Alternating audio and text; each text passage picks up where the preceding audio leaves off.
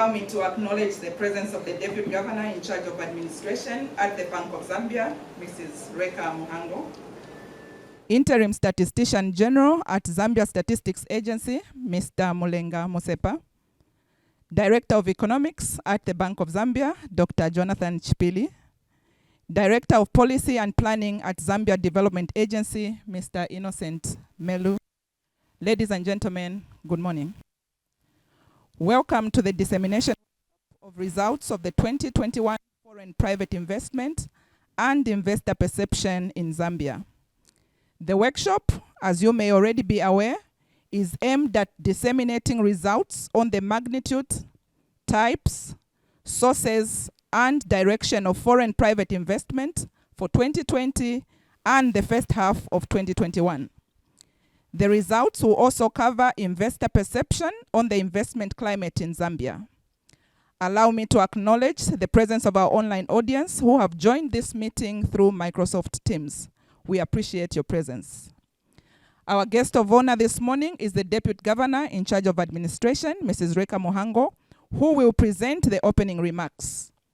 After opening the workshop, the Interim Statistician General, Mr. Mosepa, will moderate the session, which will be presented by Director Economics, Dr. Jonathan Chipili, and Director Policy and Planning, Mr. Innocent Melu. We will then have a presentation by industry, after which the workshop will open up for discussions. Acting Director General at Zambia Development Agency, Mr. Albert Halwampa, will join the workshop to close it. My name is Besnat Mwanza, Assistant Director in charge of communications at the Bank of Zambia. I will, at this point in time, invite the Deputy Governor to present her remarks. Deputy Governor, Madam.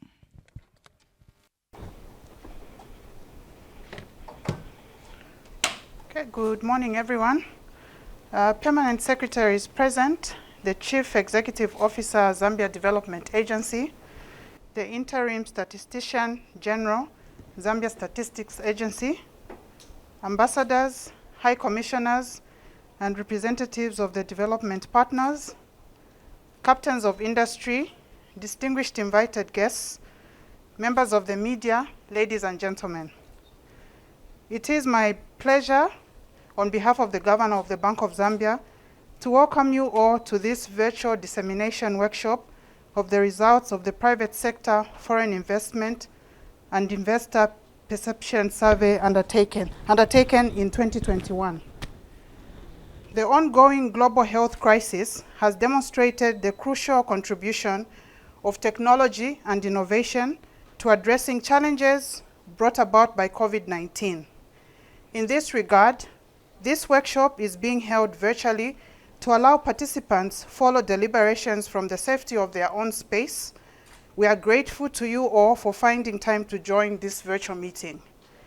In light of the COVID-19 pandemic, we considered alternative ways of using remote methods to undertake this survey, and I am pleased to inform you that the 2021 survey was conducted virtually. The Bank of Zambia, Zambia Development Agency, Zambia Statistics Agency, and other collaborating institutions are greatly indebted to the respondents who participated in the survey. We truly appreciate your dedication and support.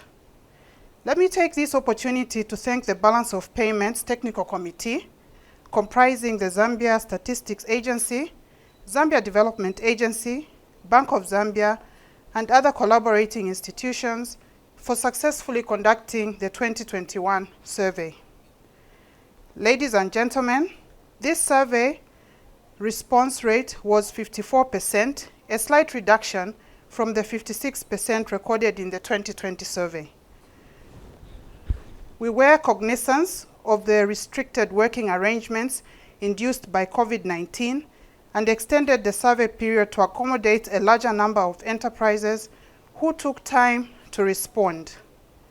I must, however, mention that the data we collected from various enterprises in this exercise is extremely important as it generates information that enables us to understand the developments in the external sector, which have implications for formulation of sound monetary, fiscal, trade, and investment policies. This is in addition to taking necessary measures to improve the ease of doing business in Zambia.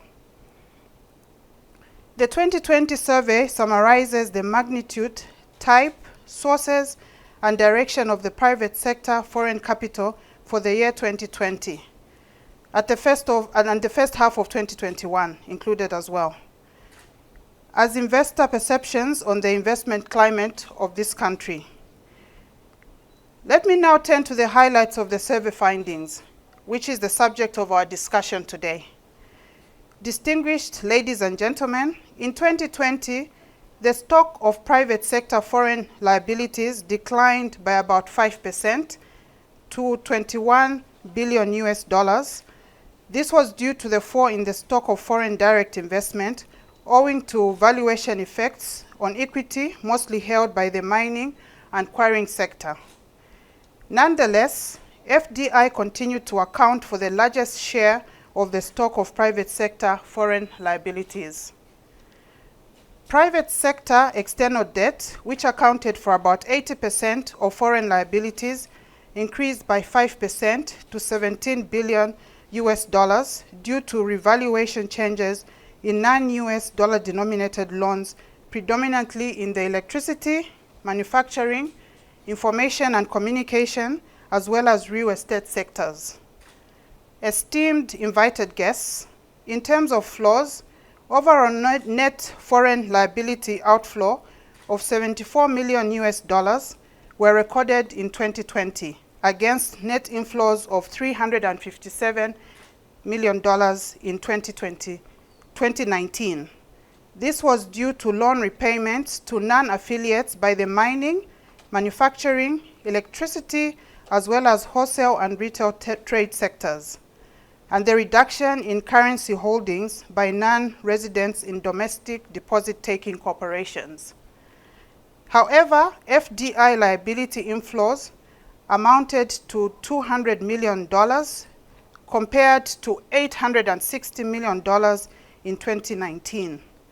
Reduced reinvested earnings and debt repayments, largely by the mining and quarrying sector, accounted for the decline in FDI inflows. Canada continued to be the major source of private sector foreign liabilities. Ladies and gentlemen, the stock of private sector foreign liabilities declined further in the first half of 2021 to $20 billion due to loan repayments, mostly by the mining and quarrying sector, as well as revaluation effects on equity. However, a net inflow of about $600 million was recorded against net outflows of $295 million a year ago. This was due to the upswing in FDI inflows on account of higher reinvestment earnings by the mining, deposit-taking corporations, manufacturing, electricity, as well as information and communication sectors. Distinguished ladies and gentlemen, another major finding from this survey is that the stock of private sector foreign asset rose by 16% to $3 billion in 2020, mainly due to the increase in currency and deposits by the mining and deposit-taking corporations. The surge in the holdings of currency and deposits contributed significantly to the increase in foreign asset inflows by 60% to $700 million. However, FDI asset acquisitions slumped to $63 million in 2020 from $624 million in 2019, owing to the reduction in the mining sector's debt flows to fellow enterprises. The United Kingdom was the major recipient of foreign asset flows, and most of the private sector assets are domiciled there. Ladies and gentlemen, with regard to investor perceptions, political stability, ease of doing business, availability of resources, and market potential continued to feature as the main factors that influenced reinvestment in Zambia. Despite the unprecedented effects of the COVID-19 pandemic in constraining the business environment, the promotion of the use of digital financial services, and the reduction of the monetary policy rate, were seen as a positive measure that supported business activities. However, the temporal closure of some commercial bank branches and the revision of banking operating hours due to the COVID-19 pandemic were perceived as having had a negative impact on investment. Esteemed invited guests, as I conclude, let me share with you some key measures recommended by the majority of the respondents to enhance investments in the country. These include improvements in service delivery by the public sector, having a stable and sustainable tax system, maintaining stability in the exchange rate, preserving political stability, consistency in government policy, and continued investments in infrastructure development. Other areas highlighted include addressing high lending rates, increased efforts in the fight against corruption, and reducing bureaucratic processes. Further, respondents were of the view that government needs to take appropriate measures to enhance private sector involvement in decision-making and streamlining licensing requirements. In conclusion, I wish to thank you all for attending this virtual meeting and hope that you will use the occasion to explore the survey findings and recommend appropriate measures to contribute to the enhancement of the business environment in the country. It is now my singular honor and privilege to officially open the workshop and wish you all fruitful deliberations. I thank you for your kind attention, and God bless you all. Thank you very much, Deputy Governor. At this point, I will invite the Interim Statistician General, Mr. Musepa, who will chair the next session. Mr. Musepa, sir. Good morning, esteemed and invited guests. Allow me to ride on the protocols of the Deputy Governor Administration and just welcome you all to this virtual dissemination on the 2021 survey on foreign private investment and investor perceptions in Zambia. Also allow me to say a few things before we go into presentations. I think let me just commend the three institutions for having successfully carried out the survey given the COVID-19 pandemic. Obviously, I think if you read around, you find that statistical activities have been adversely affected, not only in Africa, but world over. And therefore, the use of digital solutions as an agency and various institutions is basically the way to go, because besides that, it's basically cost effective. The other thing I would want to mention is that, you see, as we go into the presentations, I would like to call upon the presenters to basically do an additional thing, and that is ensuring that the terms that are being used and what they are saying is at least well understood. One of the difficulties that we have, I think, in most countries, including Zambia, is that apart from the good quality statistics, I think we have to go further and promote the understanding of those statistics. That will also promote uptake. Then some rules that we'll have to stick to time. Secondly, also, we'll have to be specific in terms of the discussions. Let's be specific in terms of issues being raised on what has been presented. I also have the role and authority to protect the invited guests and the presenters. Having said that, we'll have three parts. As the Master of Ceremony said, we're going to start with a presentation on quantitative survey findings of foreign private investment in Zambia, and this will be done by Dr. Jonathan Chipili, Director Economics at the Bank of Zambia. From the program, it's 30 minutes, but I know that he can do it in 25 minutes. I'll have to call upon Director Chipili to make your presentations. So I'll speak to the results of the survey on the quantitative side. And the outline is it appears on the screen. So focus on the coverage of the survey.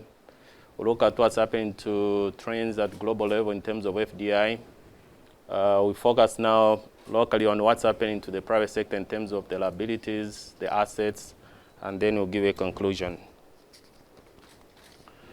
So in terms of the survey coverage, as usual, we focused on the stocks, flows of the foreign assets and liabilities that are held by the foreign assets, by the foreign companies, by companies operating in Zambia.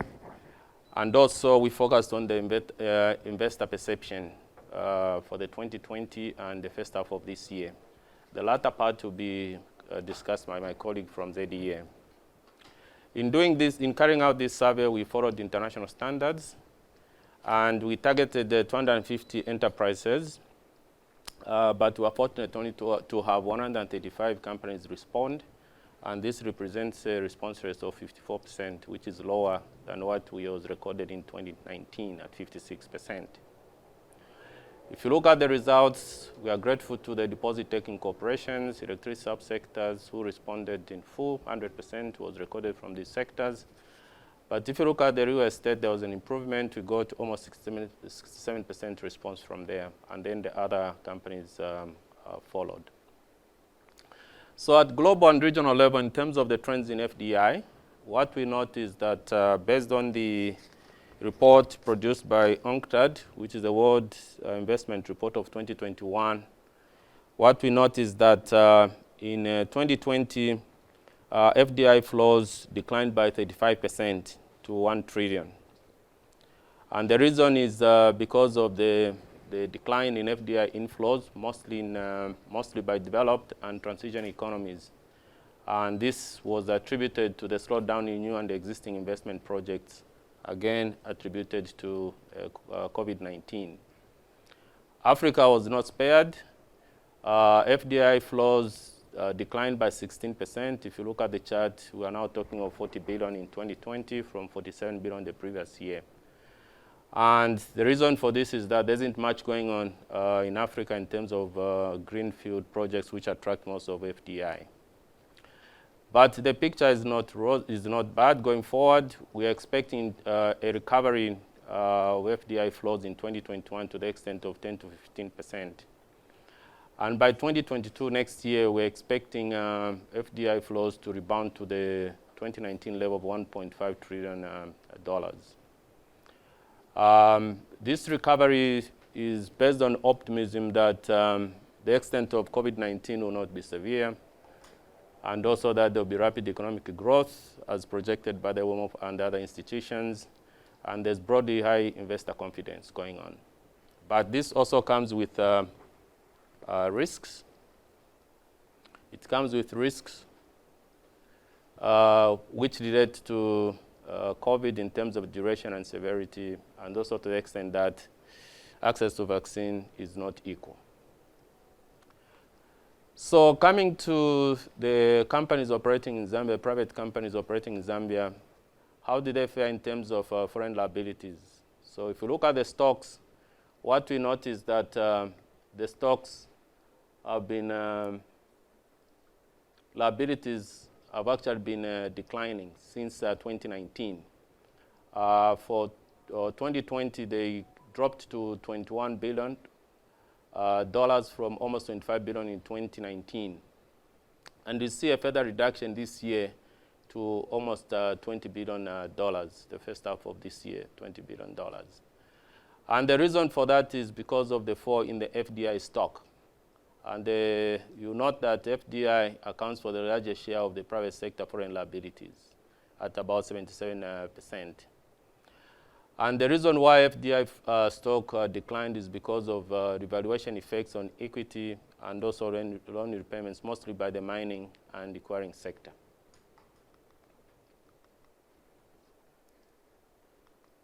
Okay. So in terms of the source country for the liability stock I've just talked about, you note from the chart that China tops the list, followed by Canada, then Switzerland, the Netherlands, the United Kingdom, South Africa. In Africa also pops up there. So these are the countries where most of these liabilities are coming from. So if you look at these four countries, they constitute about 56% of the liability stock held by the private sector. In terms of sectors, the distribution of the liability stock by sector, you note that most of the liabilities are held by the mining sector, and it accounts for almost 57%. And this takes the form of debt, although this declined in 2020 relative to the 2019 level. So the next sector that holds most of the liabilities is manufacturing at $3.3 billion.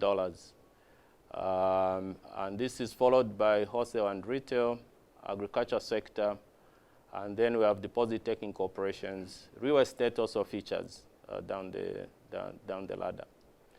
I recall that last year there was a concern that most of the FDI liabilities are concentrated in the mining sector.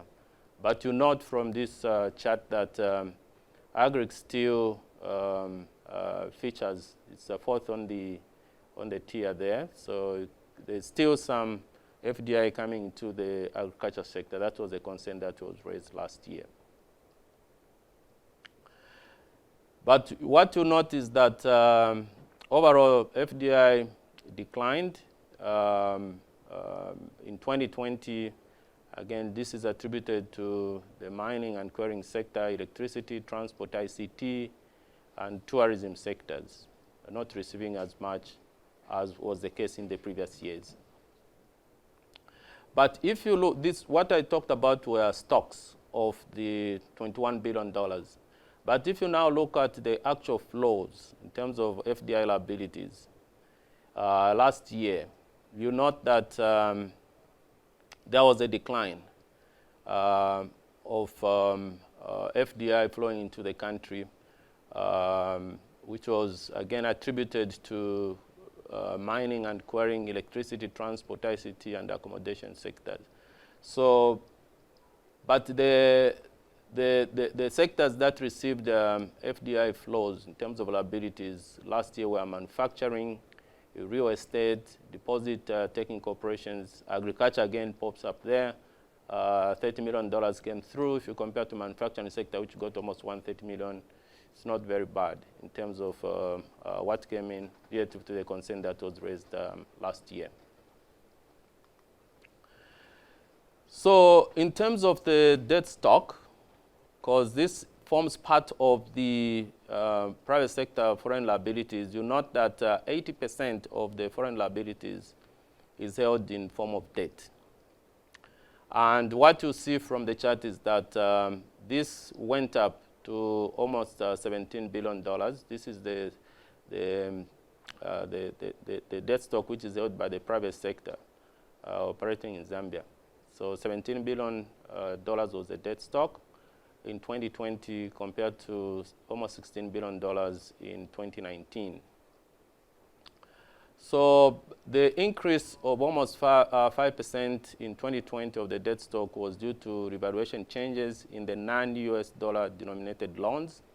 Again, most of this was in the electricity, manufacturing, ICT, and real estate sectors. And if you look at the debt stock, you note that long-term borrowing accounted for 93% of the stock. And mining and quarrying sector contributed 60% of the total private sector debt stock. And Switzerland was the major source country for the stock of the private sector external debt. And it accounts for almost 27% of that. In terms of flows by type, which are in form of FDI, portfolio equity investment, financial derivatives, and other investment, which in our case here constitutes mostly currency and deposits. We note that net foreign liability outflows of 0.01 billion was recorded in 2020 against net inflows of 0.4 billion in 2019. And the reason for that was loan repayments by the mining sector, but this was to non-affiliates. There was also loan repayments by the manufacturing sector, electricity, as well as wholesale and wholesale retail trade sectors. There was also a reduction in currency by non-residents in domestic deposit-taking corporations. So this is what contributed to the net foreign liability outflows in 2020.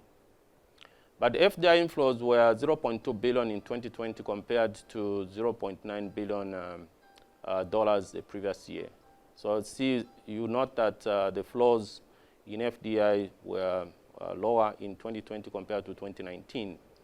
And the reason is because of reduced reinvested earnings and debt repayments by the mining sector.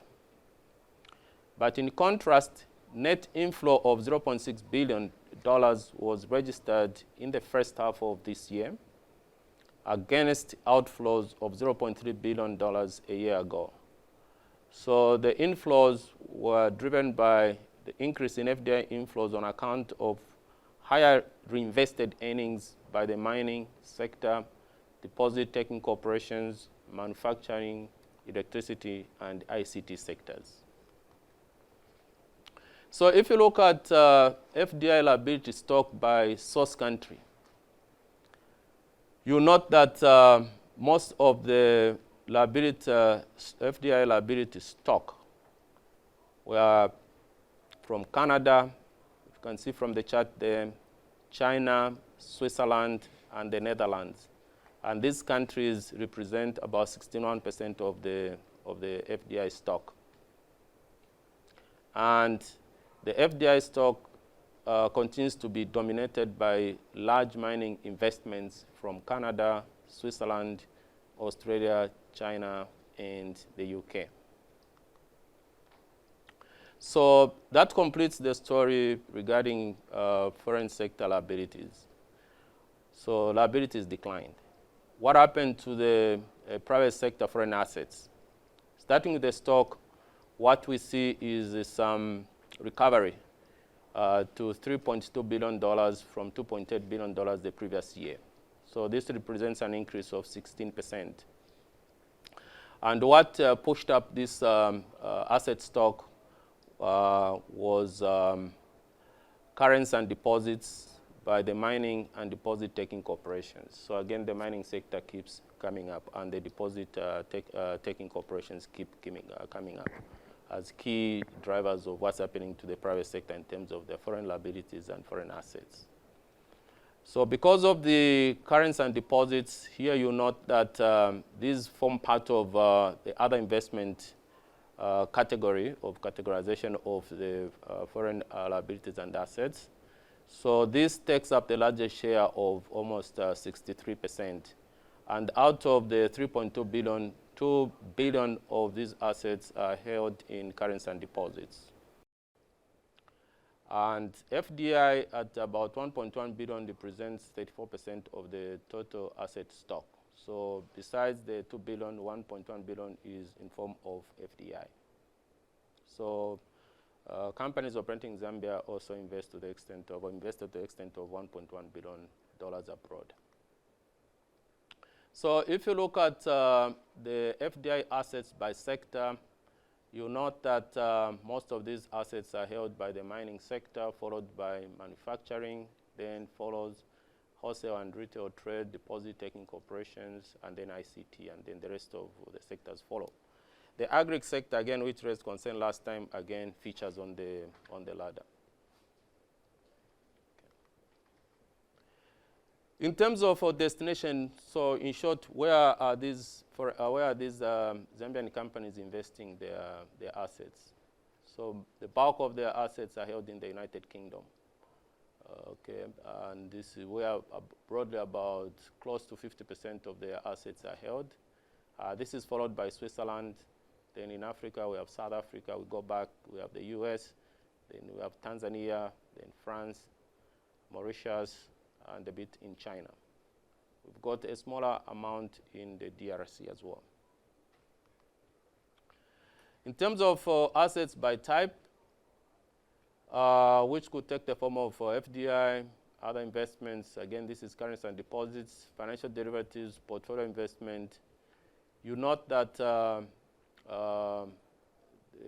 currents and deposits feature quite prominently here. And this constituted the largest increase in private sector flows last year to the extent of $726 million, which is about 63%. So despite the increase in asset flows, FDI assets declined to $63 million from $624 million the previous year because of the reduction in the mining sector's debt flows to fellow enterprises. So in conclusion, the results from the survey indicate that the stock of the private sector foreign liabilities declined by about 5% to $21 billion in 2020 because of the fall in FDI stock. But FDI still accounts for the largest share despite a reduction of almost 70% last year. The private sector debt accounted for almost 80% of foreign liabilities, and Canada remains the major source country for the private sector foreign liabilities. In contrast, the stock of private sector foreign assets rose by 16%, and they're holding about $3.2 billion in assets abroad. This was driven by currency and deposits by the mining and deposit-taking corporations. So because of that, you see that holdings of currency and deposits surged, and this pushed up the asset acquisitions by over 60% in 2020. And most of the assets which are accumulated by the private sector abroad is held in the United Kingdom. Thank you very much, Chair. Our ride on the protocol is already observed. My name is Innocent Melu. I'm the Director of Policy and Planning at the Zambia Development Agency. I'm presenting on the findings for the 2021 of the investor perception on the investment climate in Zambia. Noting the time that I've been given, I'll go straight into the presentation. I'll be very brief. Basically, I'll present the findings as captured in the survey. So my presentation outline is as follows. The introduction, and then the summary of findings, and then the findings are disaggregated by themes as follows.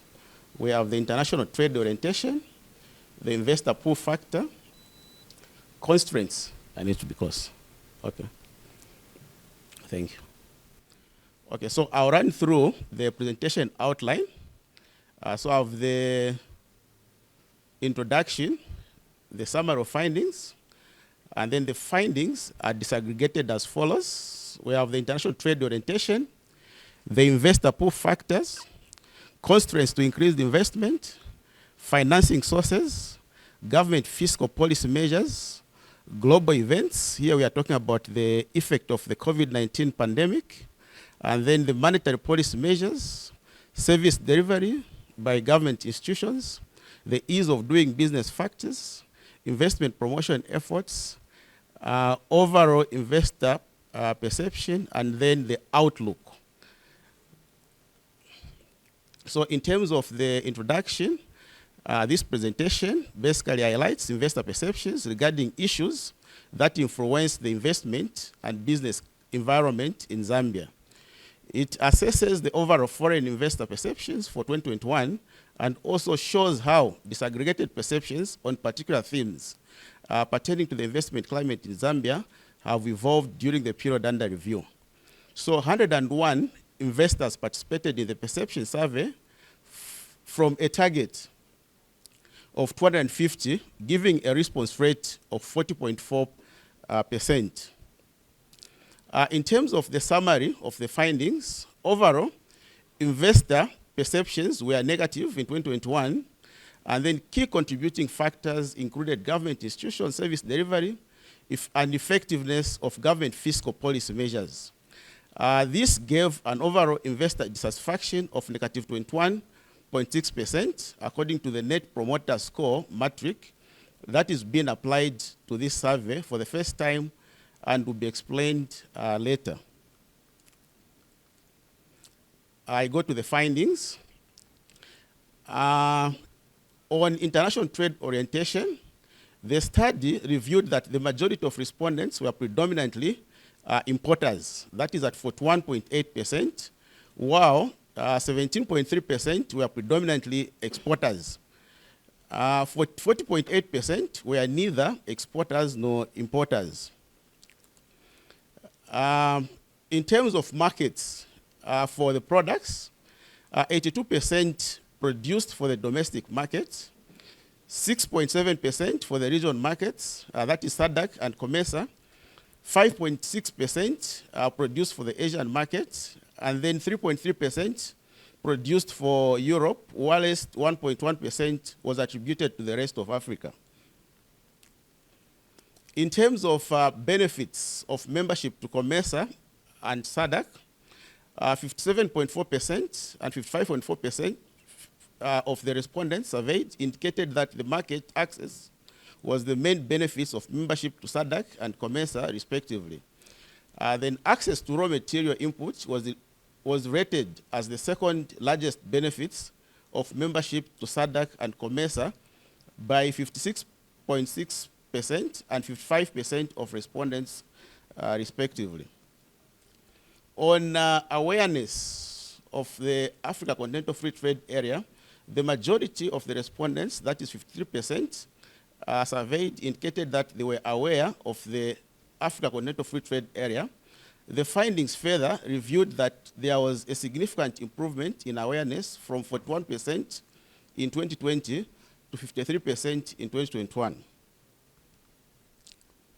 With regard to benefits of the Africa Continental Free Trade Area, the main perceived benefits of membership to the Africa Continental Free Trade Area were increased market access at 63.3%, technology transfer at 62.7%, access to finished goods at 62.7%, and access to inputs at 58.8%. Overall, compared to 2020, the findings reviewed increased awareness of the benefits of the Africa Continental Free Trade Area. With regards to readiness for the Africa Continental Free Trade Areas, the majority of respondents, that is 48%, indicated that they were indifferent in their preparedness for the Africa Continental Free Trade Area, followed by those that were a bit prepared, that is 24%, and very unprepared at 17%. In general, the survey reviewed that 19% of the respondents were unprepared for the Africa Continental Free Trade Area, while 3% were prepared. On border efficiency, the survey reviewed that 70.4% of respondents indicated that clearing of goods was reasonable, while 23.5% thought it took long. As can be noted, there was an improvement in perceptions on border efficiency from 41.3% in 2020 to 75.3% in 2021. In terms of the pull factors for investment, political stability, that is 92%, ease of doing business, 91.8%, good infrastructure at 9.2%, and stable macroeconomic environment at 86% were the main investor pull factors. Then regarding motivations to continue reinvesting in Zambia, political stability at 84.1%, ease of doing business at 84%, fiscal incentives at 81.5%, and a favorable legal environment at 81.3% were the main factors. In terms of enablers and constraints to increase the investment, the increase in pay-as-you-earn threshold, that is 73.9%, requirement for tax clearance before registration, 60.4%, and zero rating of capital equipment at 59.3% were the main enablers according to respondents. The main perceived constraints were foreign borrowing at 57%, percent, disallowing claims of VAT on consumables at 51.6%, and domestic borrowing. So these were the perceived constraints by the investors. And then in terms of sources of finances, for reinvestment, the majority of respondents indicated that they financed their business ventures through equity. That is 48% of them, while 43.8% indicated that they borrowed the funds.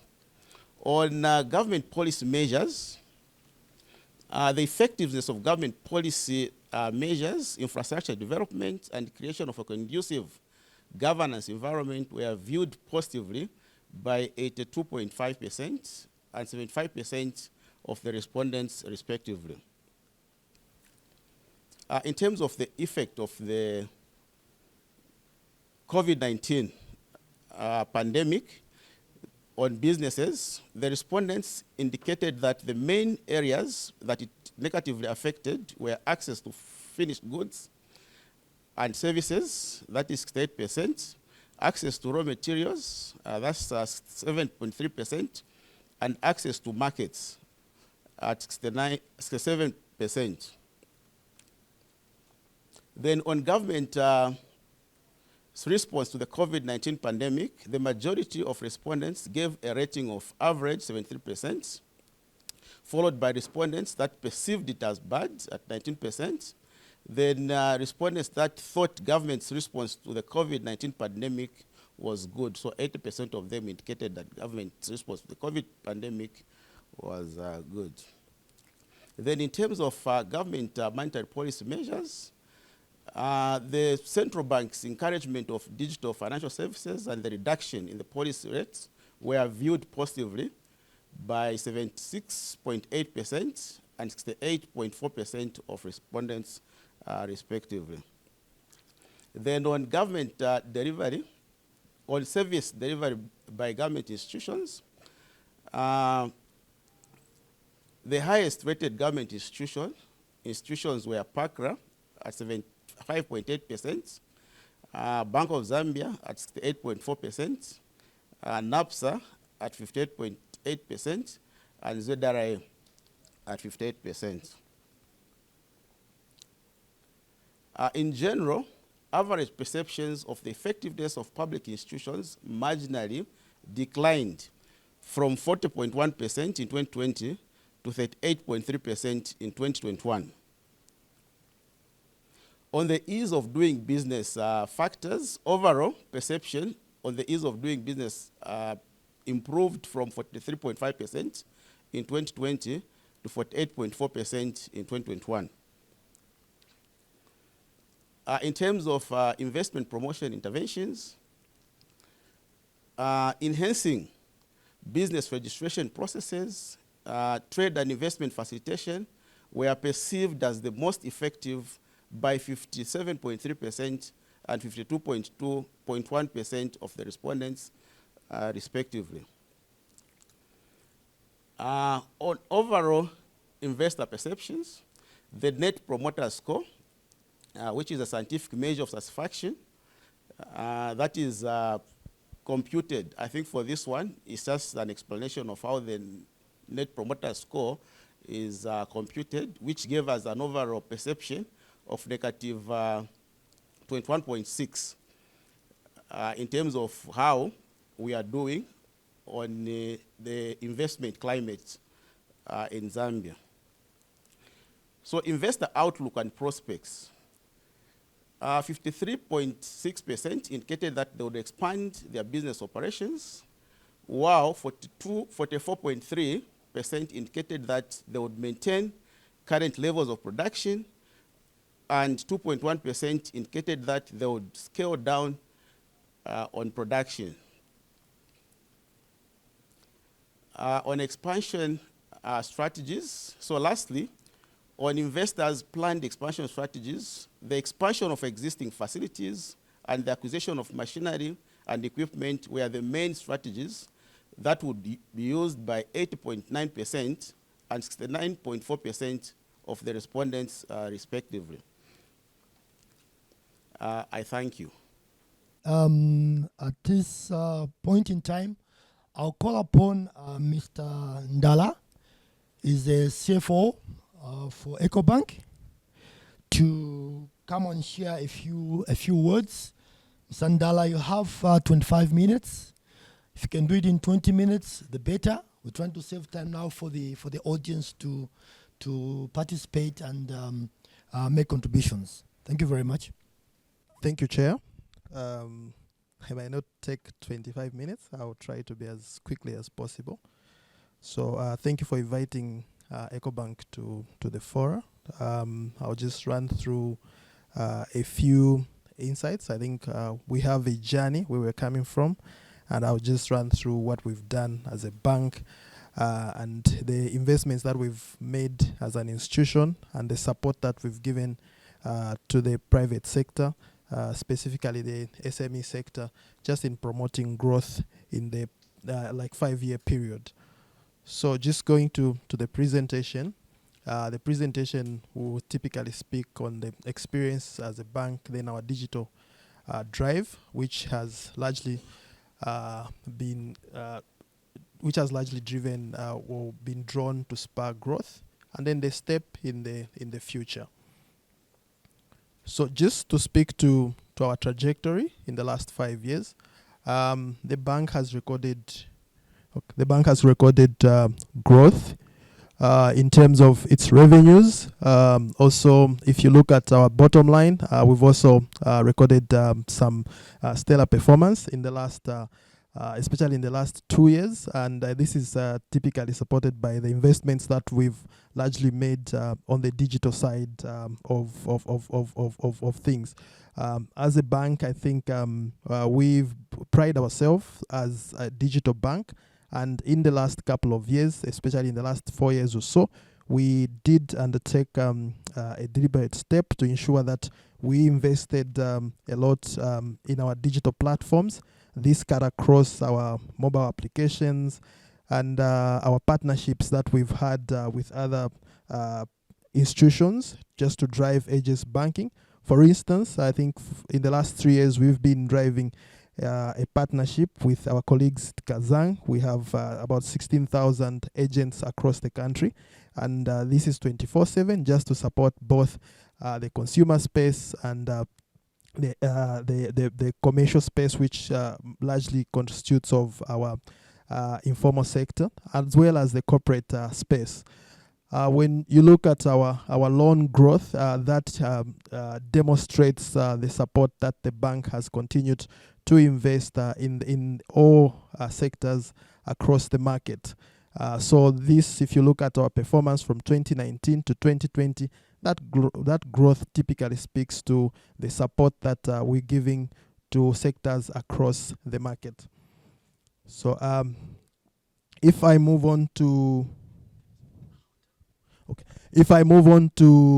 our expansion prospects on the digital space, I think the presentation in front of us is just typically speaking about the linkages that we have between our digital platforms that we've deployed over the period and the strategy that we have had that speak to the various sub-units that we have in the bank. And this is also to support the bank's, the government's agenda in driving the digital across the market, and just to also give efficiency in the way we do business. So this typically speaks to just our retail space and the support that we've given. That speaks to the corporate side of our business, the SME sector, the local government, the local corporates, the NGOs, and all quasi-governments that we've partnered with and we've provided solutions to. Then if we move in terms of the platforms that we're offering as a bank, this cuts across EcoBank Pay. Right now, we're proud of a solution called Scan and Pay. And what we would love to see is a situation which is going forward. And now what we're working on is a situation where people can go to the markets or to their nearest stores and just scan using the phone. They can use USSD or use their smartphones to scan and make a payment, especially in this COVID period. I think those are critical solutions that we're providing with the COVID. At least people won't have to handle cash. They can just use their smartphone or their small phones and go to the market and scan and pay. It's smarter, it's easier, and at least it prevents a lot of contact. We also have Omni Plus, which we've deployed across to a lot of multinationals and also small-scale businesses.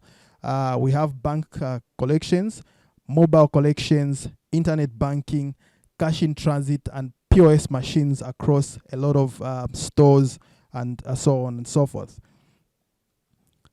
Then in terms of the linkage, there is a platforms that will drive the digital agenda. We have a bank collect solution that speaks to your mobile app application, a POS. You can also transact in branch, and we also have a web application that helps you to make your transaction.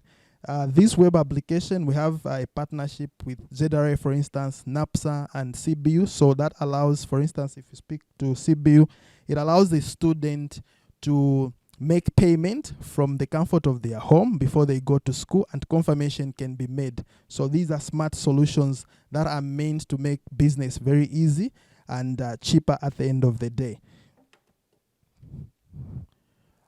When we move to how we want to attract or achieve operational efficiency and leveraging on manufacturing and processing centrally, that is from the bank, and then we will be able to distribute these items locally and respond to needs of our stakeholders.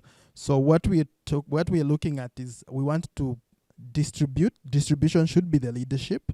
Then we have a digital transformation, which I've already spoken about. And then we have a network advantage. In 2019, we made a robust investment in our core banking application. And this was to accommodate this structure that I'm talking about. Then there will also be management control and process at the end of the day to ensure that there is safety and comfort drawn across by our customers as we provide these services. So I think I'll pause here. Thank you, Chair. Well, I'll have to bring the dissemination to a close. That's almost right on the dot. Let me just thank you all, and at this juncture, let me call upon my colleague who will give closing remarks. But please, it's important that this data on which government and in particular institutions are spending money on, we need to start using the data. One of the key issues which I alluded to earlier on was that it appears in Africa we can recognize the numbers, but in most cases we don't know what to do with the numbers. I think modern societies now, and for some time, have been relying on statistical evidence to make policy decisions. And therefore, this report is very, very important. It's high quality, and I would encourage all of you to make use of the statistics. And coming from the Zambia Statistics Agency, the idea is basically to create a knowledge society which will be based on evidence in terms of data and statistics that are timely, demand-driven, to make decisions. So let me call upon my colleague to come and give the closing remarks. And thank you very much, and stay safe. Thank you very much, Chair. I'll give the closing remarks on behalf of our Acting Director General, Mr. Albert Awamba, who unfortunately is not able to be here with us. I think there's a team from ZDA that is appearing before Parliament this morning. So permanent secretaries and other senior government officials present, the governor, Bank of Zambia, the interim statistician general, ambassadors, high commissioners, and cooperating partners present, captains of the industry, members of the press, distinguished ladies and gentlemen.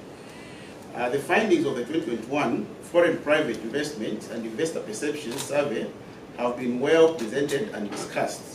Overall, the findings show that despite the current economic challenges, Zambia remains a preferred destination, a preferred investment destination due to its potential for increased access to markets, raw materials, and finished goods, among others.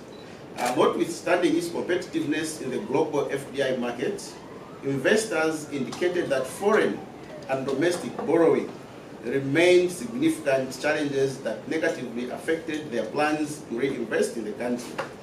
Similarly, perceptions on service delivery of public institutions continue to remain low, thus contributing to an overall investor dissatisfaction of negative 21.6%. Since this is the first time that the Net Promoter Score metric is being applied to this survey, it will be more meaningful to compare overall performance on a year-to-year basis. Therefore, I eagerly anticipate the next survey that will show if government's new policies and structural changes improve investor perception. Ladies and gentlemen, during a perception study, it is important to be cognizant of prevailing issues that affected the business environment and to place our findings within the context of these factors. In this case, before and during data collection, the business environment was characterized by persistent macroeconomic challenges, the adverse impact of the COVID-19 pandemic, energy deficits, challenges in the mining sectors that necessitated government interventions, and political uncertainty during the run-up to the 2021 general election, to mention a few. These and many more factors may help to explain the investor dissatisfaction that this survey has reported. Therefore, I urge all relevant government institutions to thoroughly review these reports, then make interventions that will improve investor perception in line with government's new strategic direction. Ladies and gentlemen, in conclusion, allow me to thank the partner institutions for providing the human and financial resources for the survey, particularly the technical research team from the 3 institutions that managed to produce results under difficult circumstances. Last but not the least, I wish to appreciate the participation of the private sector in this workshop and during data collection. The information that you provided will allow government to adequately respond to expectations by tailoring policies and interventions aimed at creating a conducive environment for your growth. Ladies and gentlemen, with these remarks, I officially close the workshop. Thank you all for your attendance.